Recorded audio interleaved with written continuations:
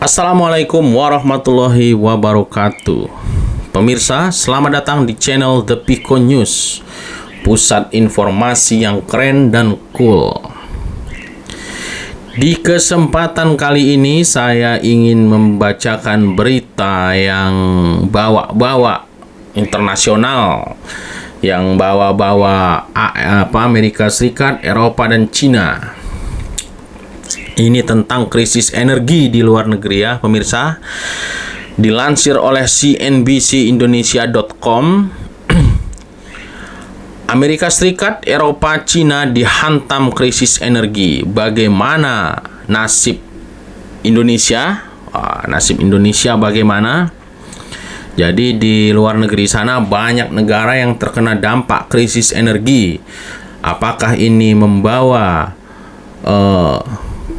kebaikan bagi Indonesia atau justru membawa keburukan bagi Indonesia? Saya akan bacakan. Cuman pemirsa, sebelum lanjut, silahkan subscribe dulu agar channel ini bisa terus berkembang untuk menyampaikan informasi yang berguna bagi kita semua. Saya lanjutkan. Salah satu dampak dari krisis energi yang menerjang beberapa negara dengan mayoritas negara-negara maju adalah terkait masalah rantai pasokan akibat dari krisis energi tersebut. Jadi pemirsa, ini yang saya baca bahwa di luar negeri sana, di negara-negara maju ini suplai bahan energi ini, bahan baku energi ini tersendat gitu. Akhirnya mereka kekurangan energi. Mungkin ini dampak dari COVID-19 mungkin ya pemirsa.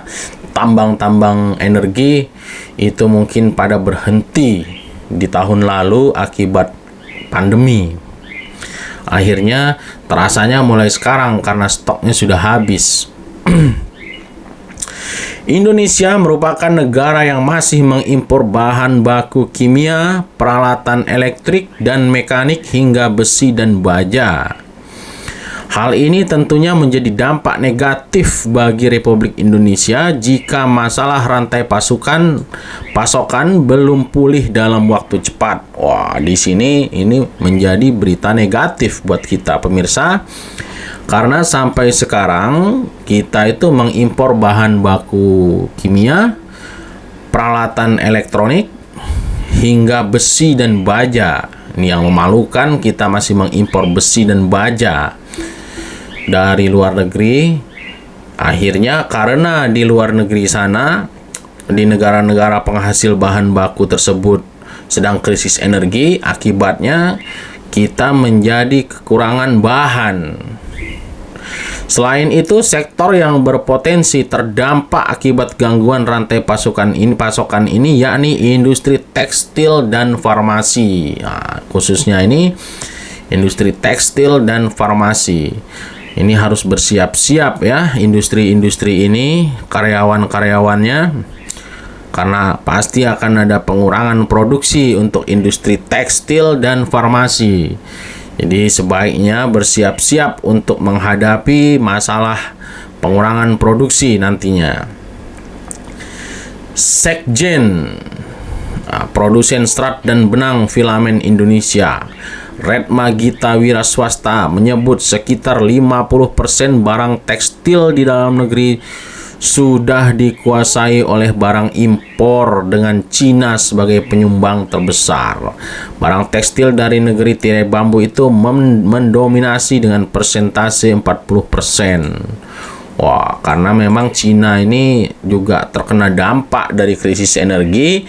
40% bahan material tekstil ini pemirsa dari Cina. Berarti 60%-nya dari mana? Kalau 60%-nya dari Eropa atau negara-negara yang terkena dampak, maka habislah ini industri tekstil ini ya. Meski demikian, kondisi tersebut dapat menguntungkan bagi para produsen lokal apabila pengiriman tekstil impor dari Cina tersendat. Apalagi ketika melihat pasar dalam negeri sudah mulai terlihat akan bangkit. Oh ya, pasti nih pemirsa, kalau saya nih mendukung Kalau memang di dalam negeri sendiri ada material material tekstil walaupun harganya mahal, kalau saya pasti mendukung terus kondisi seperti ini ya. Kondisi di Cina ini kekurangan energi, karena dengan demikian produsen bahan baku tekstil di dalam negeri bisa laku barangnya. Cuman alangkah baiknya si produsen di dalam negeri ini mencari solusi bagaimana agar dapat harganya bisa diturunkan, agar dapat bersaing dengan harga Cina. Jadi tidak hanya dengan memanfaatkan krisis di luar negeri sebagai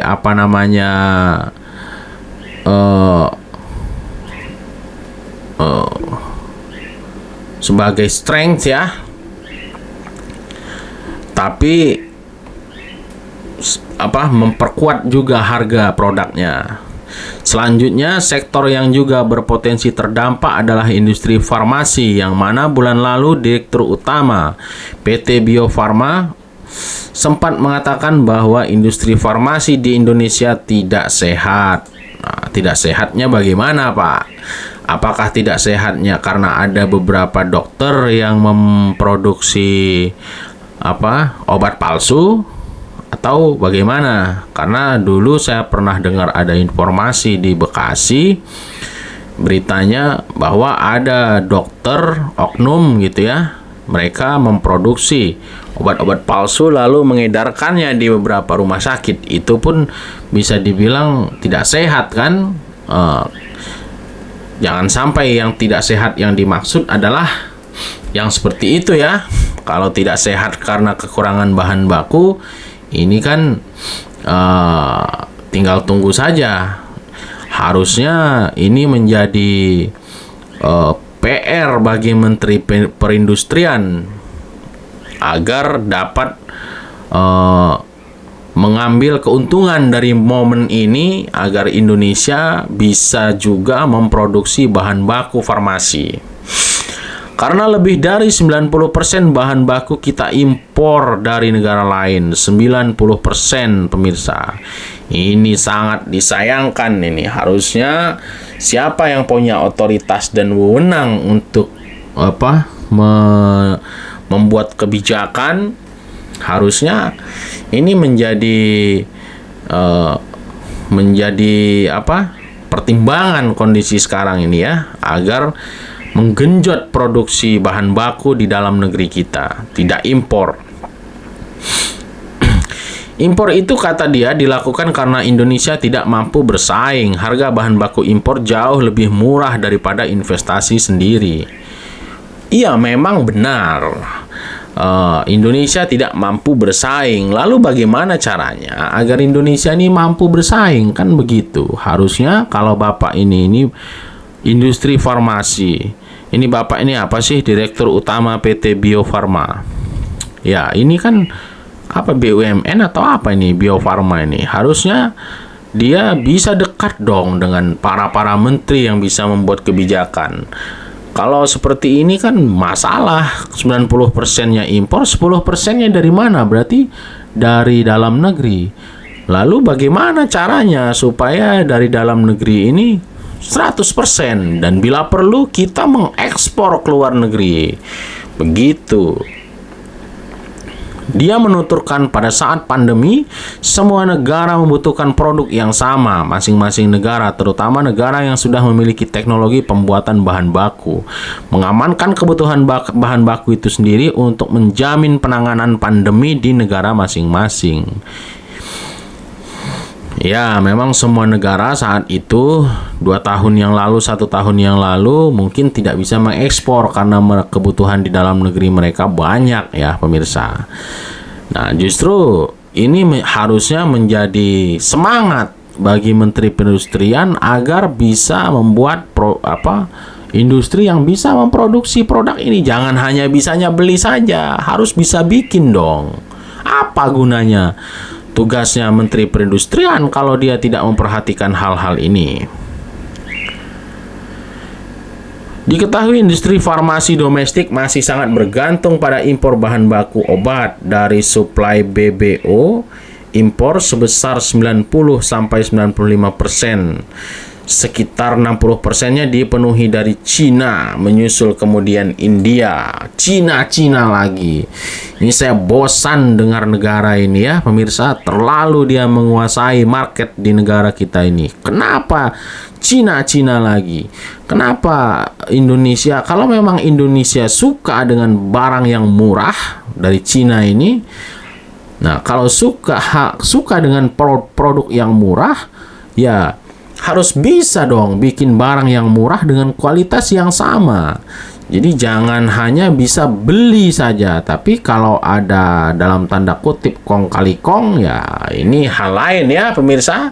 Kalau ada kong kali kong antara pemerintah, dalam hal ini Menteri Perdagangan, apa yang membuat peraturan seperti DPR juga, bagaimana supaya Indonesia bisa impor dari Cina sebanyak-banyaknya, ya kita cuman hanya bisa diam dan urut elus dada ya. Kok koyo ngene to gitu.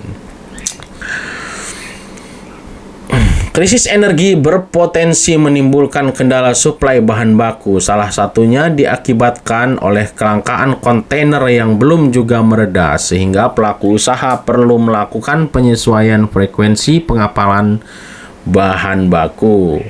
Ini ada masalah dengan logistik juga katanya ini ya pemirsa. Tidak ada kontainer. Ini memang saya nggak yakin sih kalau informasi ini kok bisa kelangkaan kontainer ini. Ini harusnya pemilik kontainer ini kan dia punya perencanaan sebelumnya. Apakah di tahun depan kontainer akan langka, dia harusnya sudah membuat.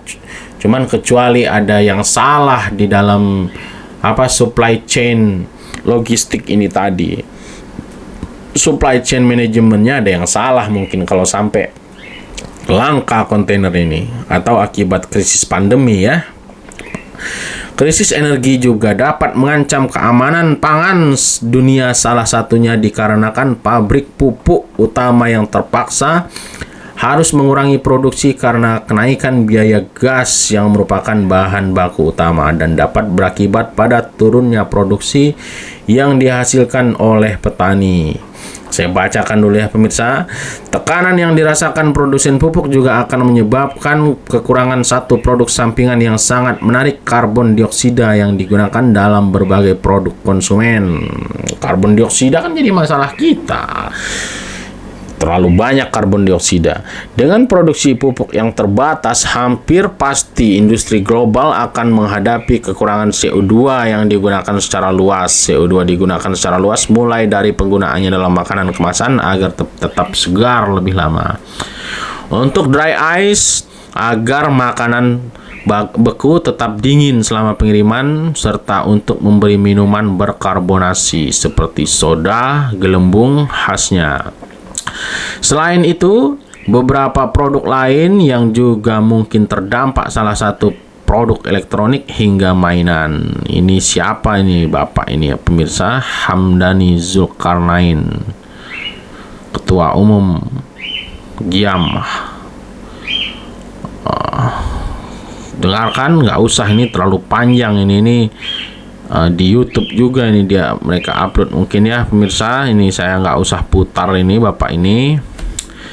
Jadi pemirsa, itulah akibat dari kurang kontrolnya pemerintah terhadap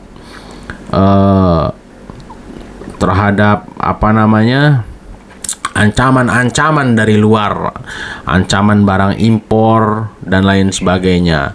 Tadinya keenakan impor karena kita mungkin punya uang banyak, masih dipercaya untuk ngutang, kita nggak pikir bagaimana cara buat sendiri produk ini. Keenakan beli, keenakan ngimpor lah, banyak duit ya kan. Ini emas kita nih banyak ini, ambil aja emas kita ini, nanti minta duit. Akhirnya kita punya uang banyak, digunakan untuk mengimpor. Ketika produsennya tidak bisa memproduksi, terjadi kelangkaan, maka dampaknya dihilir di kita ya.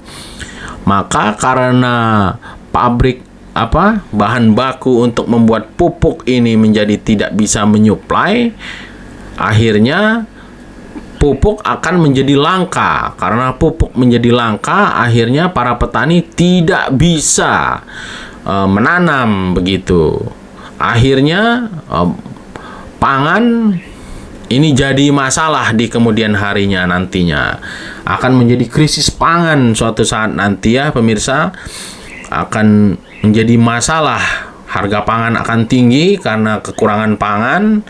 Yang punya uang yang bisa membeli, yang tidak punya uang tidak bisa makan karena harganya naik, harga pangan. Terjadilah nanti krisis ekonomi.